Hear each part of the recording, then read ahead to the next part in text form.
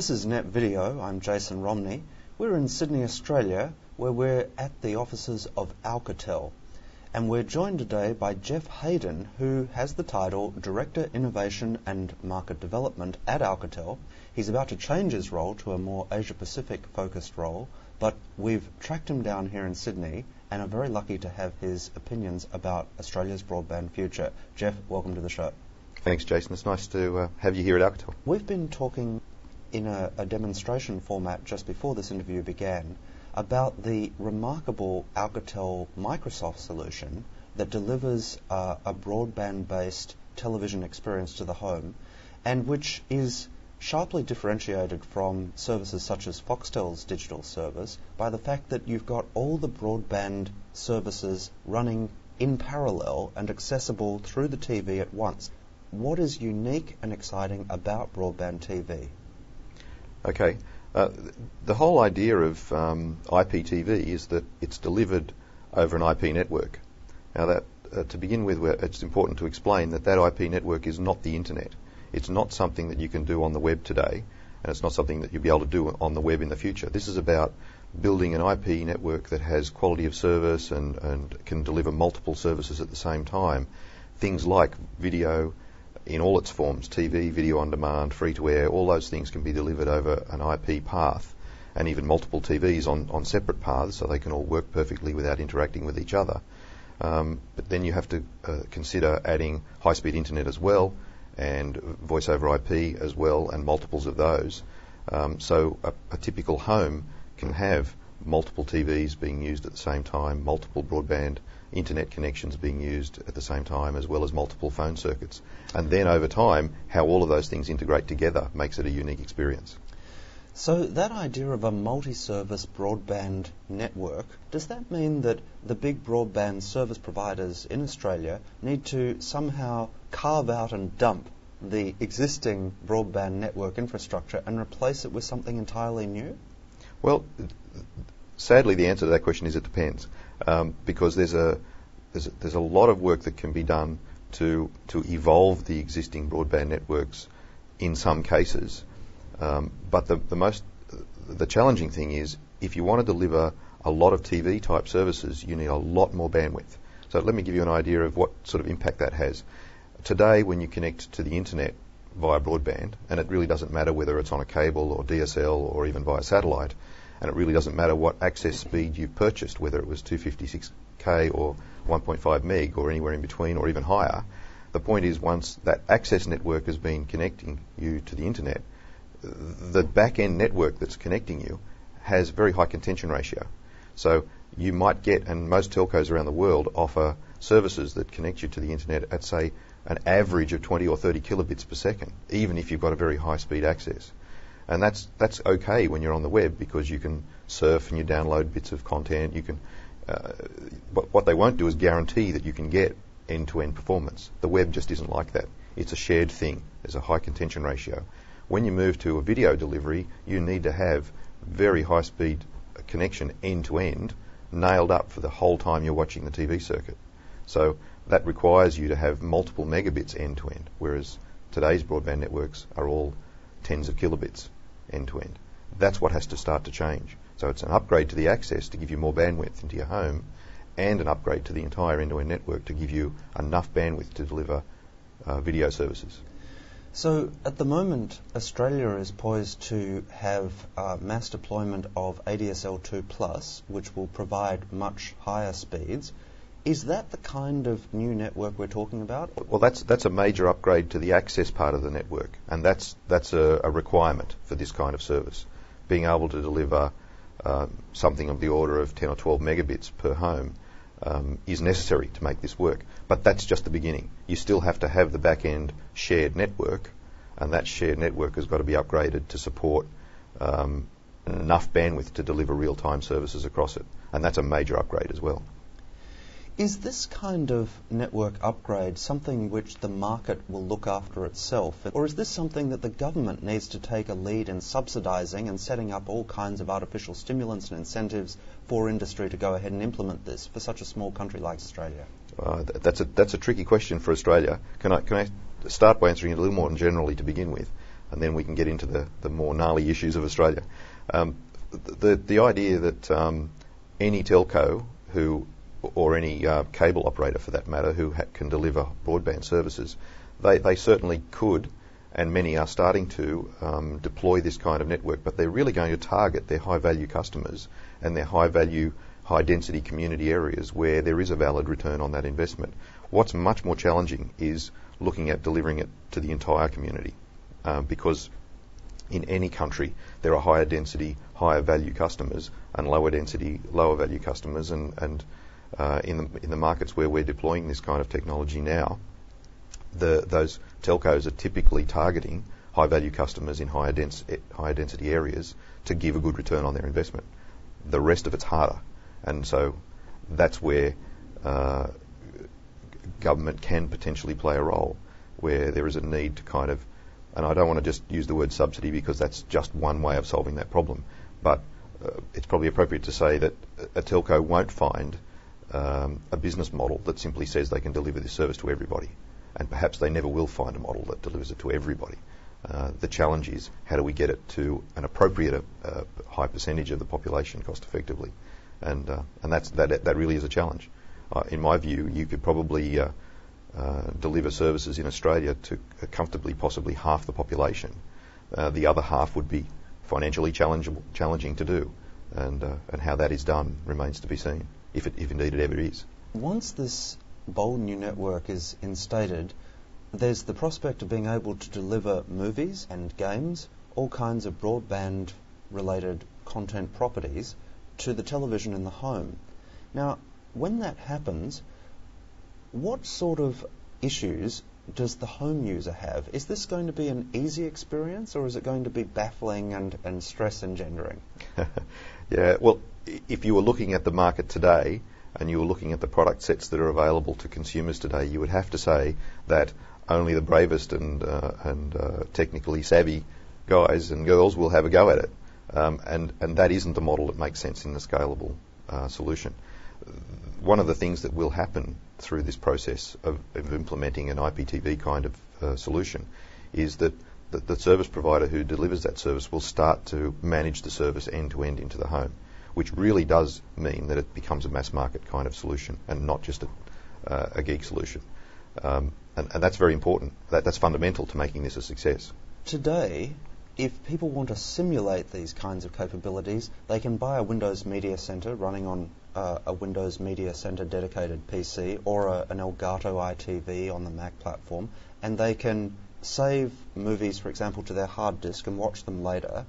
They can also save broadcast television from the terrestrial transmitters and from Austar or Foxtel, the pay television services, in that way to their hard disk.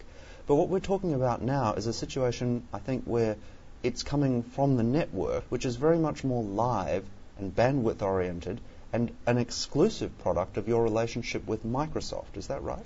Yes. In fact, what you've just described is the way anybody who is downloading movies today off the net is doing it. You know, they're simply connecting either with a Mac or a PC to the internet. They're getting the content through whatever sources they choose to. Much of it now is available to purchase.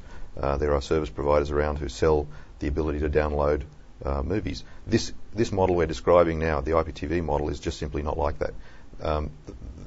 If you like, the traditional model of movie download is a non-real-time experience. It's using the web, it's using PCs, and that's a great model for many people who are on the net and using it. I mean, we all do those things. But that's a kind of a trickle feed situation, isn't it? Which is absolutely not real time. You know, you're taking advantage of the fact that the internet can deliver you stuff in whatever speed that the internet can deliver it to you, and you certainly can't get it at a speed that would be able to then be watched real time while it was streaming in high quality, or even standard definition TV would be impossible over the net, and high definition would be, you know, completely out of the question. The model we're describing is one where all the content can be delivered to you real time. So the idea of changing channels and selecting from hundreds of TV channels, and the idea of having movies on demand that are just, you know, one remote control click away from ordering and watching, that requires a lot more bandwidth, a lot more sophistication in the networks, and the Microsoft TV application integrated across the sort of broadband networks that Alcatel build and integrate end to end provide that whole new experience. So it's a TV-oriented kind of experience rather than a PC-oriented experience. We're used to being non-real-time with a PC, or we're used to having small windows with video in that we can do off the net in a streaming sense. But this is much more about filling the screen with a full TV experience. And indeed, high definition is available day one out of the solution with surround sound and with the normal home theatre experience. So it really is shifting an IP network from being just a web-connected IP network to a multi-service network environment that can deliver high-speed services to TVs. Now, the interface that you demonstrate when you show people the Microsoft Alcatel solution looks similar to the Windows Media Center electronic program guide, but it's different in the sense that the Windows Media Center interface is being generated by that software running on a PC, whereas this is running on a digital set-top box connected to the cable or ADSL modem. Would that be right? Yeah, that's a very good way of describing the difference.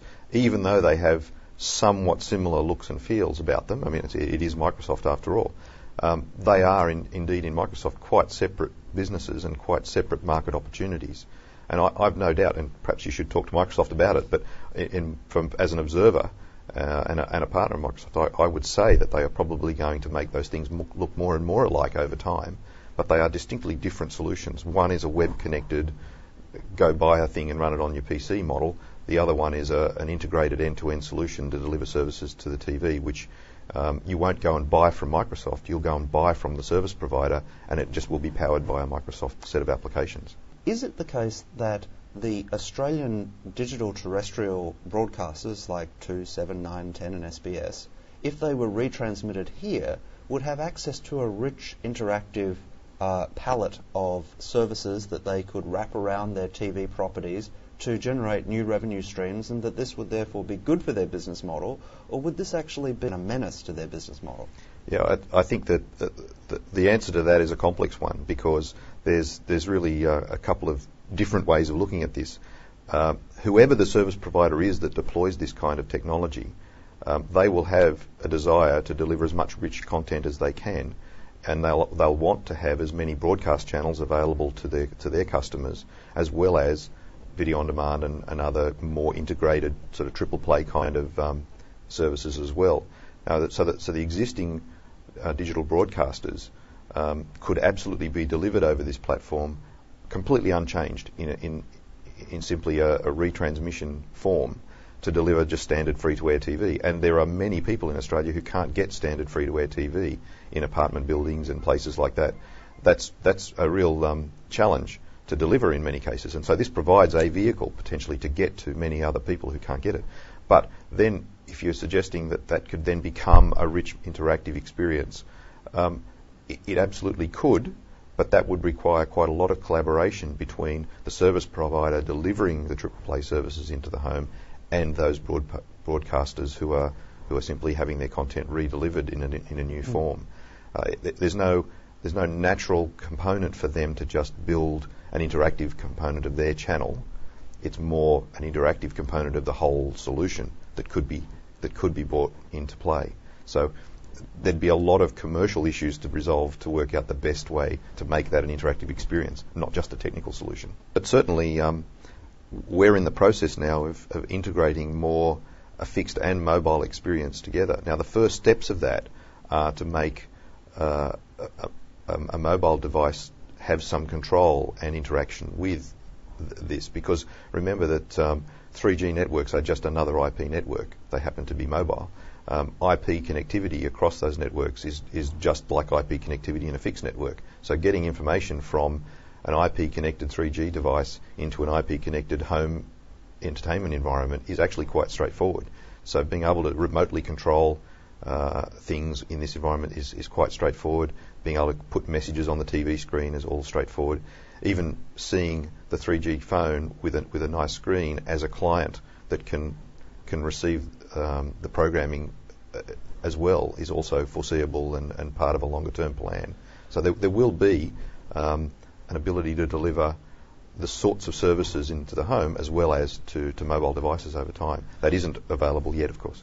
You have a demo of a personal digital assistant running a Microsoft operating system that lets people send messages to the television for their children to read, for example, like go to bed now, and set the start and end times in the channel that will be recorded on the PVR. Yep. Is that kind of thing just the start? That's a good question. We see it as the beginning, and in fact, the further out into the future we look, the harder it is to determine which particular device will be the thing that gives us a whole new kind of experience. Because what we're seeing here is the embryonic stages of what we at Alcatel describe as a user-centric broadband model, where the user buys devices and connects to networks without even being aware of the networks, and in some cases maybe even multiple networks, with complete lack of visibility from the user. It has to be that simple and that invisible to the user. And one of my favourite analogies on this is that, 100 years ago when people started installing water and electricity into the home, nobody was planning dishwashers or clothes washers. They became a valuable converged application of water and electricity combined with a new device to do something new and interesting 100 years later.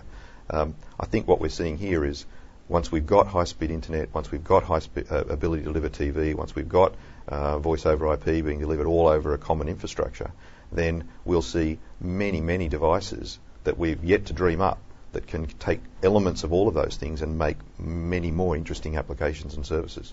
So I think this is just absolutely the beginning.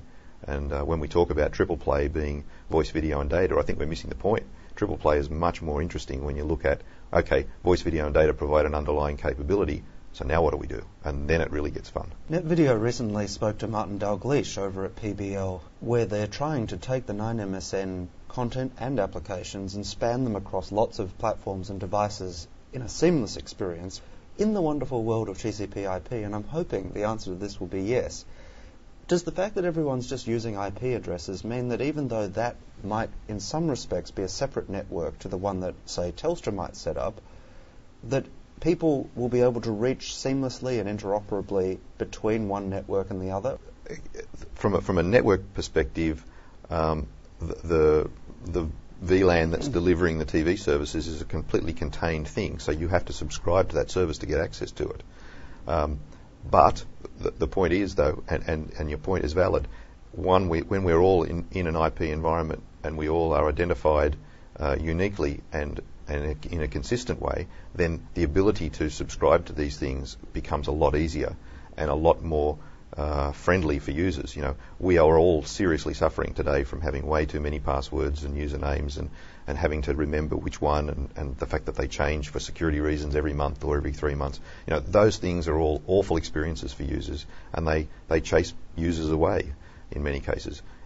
Certainly when we're basing this all on common IP infrastructure and there are security regimes put in place that are actually consistent for everybody, then we will see that improve. We will see a much more sophisticated identity management coming into play that makes it easier for users. And when I say sophisticated, it might be hard to implement, but the user has to see it as a very, very simple thing. So I think identity management is going to become a very, very important part of any service provider's model. I'd love to see the fact that the TV knows that it's me watching and not my kids, so that I can be presented with ads that are relevant to me and the kids can be presented with ads that are relevant to them, without us having to really be aware that the system is aware of us. That's what more personalised service means in the TV context, and that's once again just the tip of the iceberg. But yeah, I think this whole area of personalised service and identity management is a big one, and we'll see a lot more investment in that area. I'm not sure we'd like to see our first experience as a kid on a games machine create the one identity we live with for the rest of our lives, because many people choose quite bizarre names for themselves when they're young and trying to play a game. They might not want to use the same one when they go into the bank. In a properly user ID managed world, you probably can use the same tag for every experience, but with some nesting of access. When you're doing a banking transaction, there might be a level of security that's a bit different to logging onto a games machine or logging onto another kind of broadband connected service. there's a lot of work to be done in this area yet. It's a very fertile ground in the industry right now. The Xbox 360 coming out and Halo being a cult classic and so on, it's games that are increasingly the engine room of innovation and consumer take-up. What sort of benefits does this kind of technology yield there?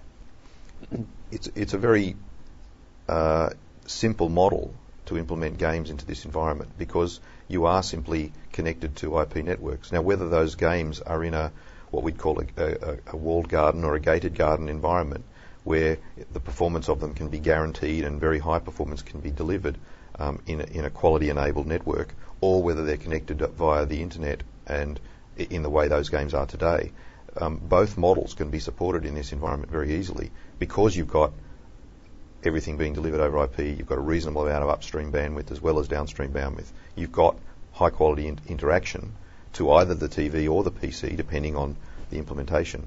The games environment can be a very rich one, and it can be just to the TV if that's where people want it. Now, these things are not all implemented yet. I'm talking about capabilities here rather than available solutions. Games provide a key value add to the IPTV platform, and it's absolutely part of the plan to have it in that scene. But equally, the same broadband connection can be delivering games to the TV or the PC environment. SBC in the United States has already ploughed forward with this. What kind of problems came up for them, or indeed policy considerations, that we're going to be able to learn from here? SBC are building networks today, and thankfully Alcatel is the one building the network for them and integrating the Microsoft TV solution for them. That work is going on right now. They're planning to launch services towards the end of this year, and so many of the customer experiences are yet to be had. Obviously they've trialled and they've done things in a relatively contained manner. Real service launch happens towards the end of the year, and then we'll really get to see what kind of experiences the customers value and how their take-up rates go, how they win back customers from cable operators. I live and work in the Asia Pacific region, so I'm not terribly intimately involved in all the details in SBC, but I do know that they've had quite a long history now of losing customers to a very aggressive cable company who are offering triple play services, voice, video and data services on the cable. And SBC have been really suffering that pain of losing the battle in many cases with customers migrating over. This is SBC's way of stemming that flow and, in fact, hopefully offering something that's way more exciting to be able to win customers back again. And they've first of all had to suffer that pain to make this kind of bold step to try and win customers back again. We'll have to wait and see how successful that is. The initial implementation of digital terrestrial broadcasting in Australia still used MPEG-2, as you would expect, but there are now a whole lot of additional video encoding formats, such as H.264 or Windows Media, for example, and your system, the Alcatel-Microsoft joint system, can support all three of those, can't it? MPEG-2, H.264 and Windows Media 9. Yeah. Is the video format an important issue, or is that all just going to go away? No, it actually is extraordinarily important, and increasingly so. First of all, MPEG-2 is a problematic for broadband, because the cost of delivering more and more bandwidth is not insignificant, and so however you can compress the video to be more efficiently delivered over broadband networks really does help in a business model. So the first implementation of the IPTV platform supports Windows Media 9, and very soon will follow H.264. They are much more highly compressed and much more modern video compression techniques than the now aging MPEG-2. The really valuable thing about H.264 and Windows Media 9 is that the content can be compressed to any level, quite suitable for delivering to mobile phones at, say, 100 kilobits. That's a valid thing, and the quality is still quite good at that level on a small screen. MPEG-2 doesn't scale down that way. If you ended up with MPEG-2 delivered to a mobile phone, you might end up with one or two blobs on the screen, and you would be able to tell if it was a person or a spaceship. It just wouldn't scale. So MPEG-4, which is H.264, and Windows Media 9 really do scale very well. They also enable some very clever tricks to be played to make fast channel changing possible. MPEG-2 doesn't permit that because it has standard reference frames that come along every couple of seconds, and you have to really synchronize to those to get channel changing to go at whatever speed that can support. There can be some really interesting tricks played to make channel zapping very fast with the modern video compression. And in fact, I should highlight that the IPTV platform from day one supports high definition and standard definition, and the user doesn't really experience anything different, except that if they're subscribing to an on-demand movie that's delivered in high definition with surround sound, they're likely to pay a bit more for that. That's what I like. I think that's a very cool piece of flexibility, that you can charge any piece of content for what it's worth. You don't have to just simply categorize something as a latest release and whatever quality it is what it is. You can now have a high definition launch which can be charged potentially a little higher than a standard definition one with only stereo sound. So those sorts of flexibilities are really important for this sort of video compression. Telstra and Bridge Networks here in Australia are conducting an H.264 based trial using the broadcast bandwidth, the DVB-H so-called standard. What is it about the kind of user experience that will be afforded by that trial to the Nokia 7710 handsets that will pick up the various video channels that are being transmitted as part of the trial that's different from what you're doing? Well, that model is very much around delivering a broadcast content to mobile phone devices, and that's a very interesting and worthwhile project. This IPTV model we're talking about is really around home entertainment in the first instance, and will evolve into delivering to more devices. But that's a broadcast model. There isn't a lot of interactivity because DVB is a broadcast standard.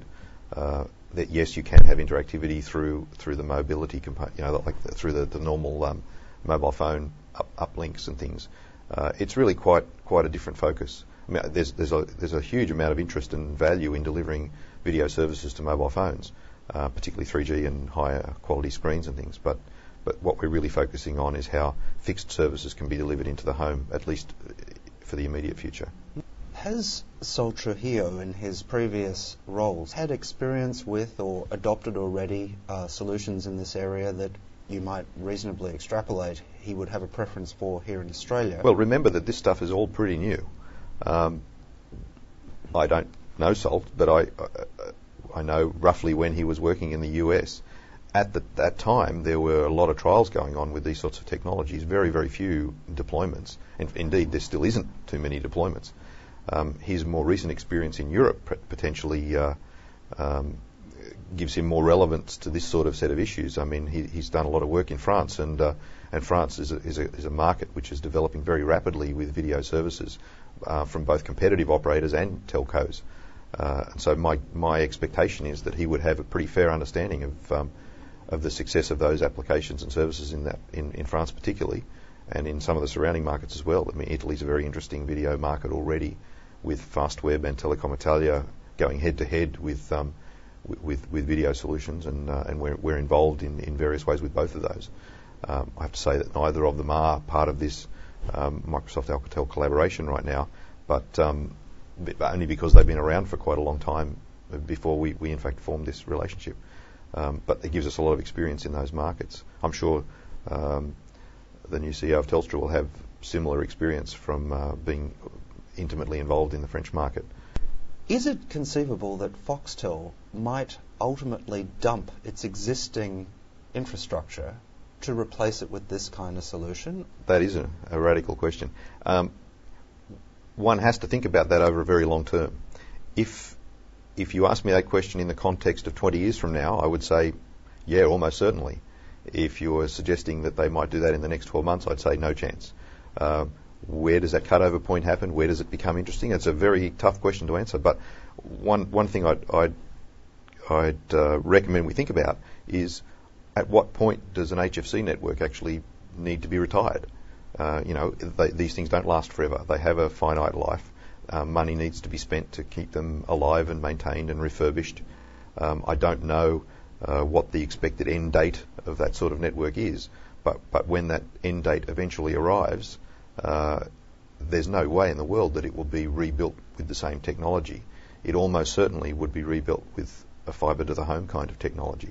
And I think it's very interesting to bear in mind that even today's existing Foxtel services could run quite happily on today's available fibre to the home technology alongside all of the services that we've been talking about today.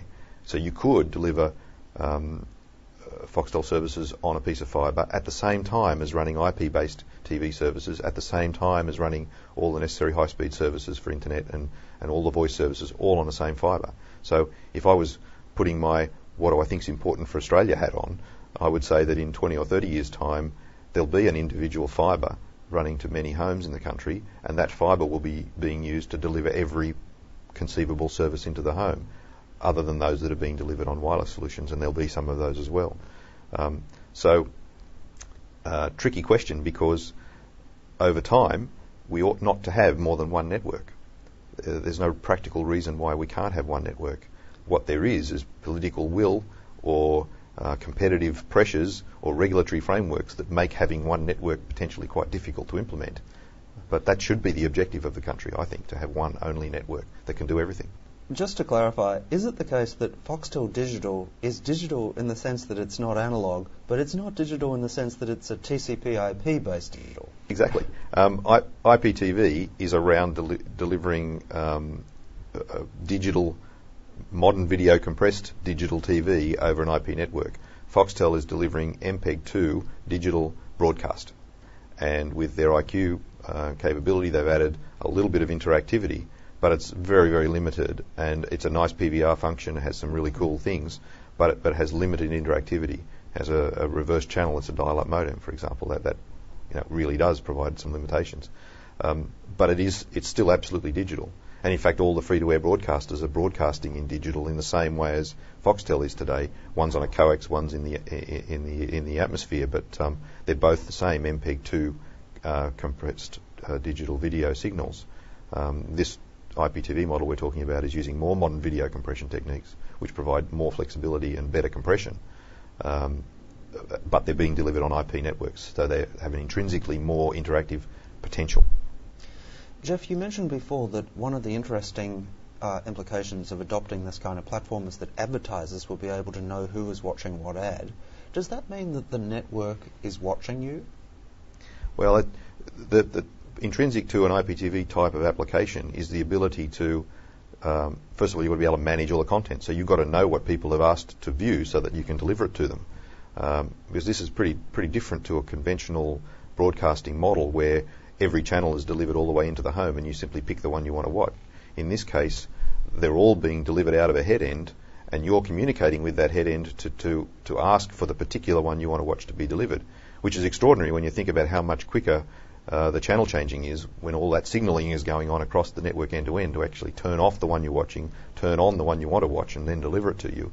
And to recognise that whole complex process happens much faster than a normal remote on a cable set-top, which in fact is just simply telling the set-top, give me this one instead of give me that one.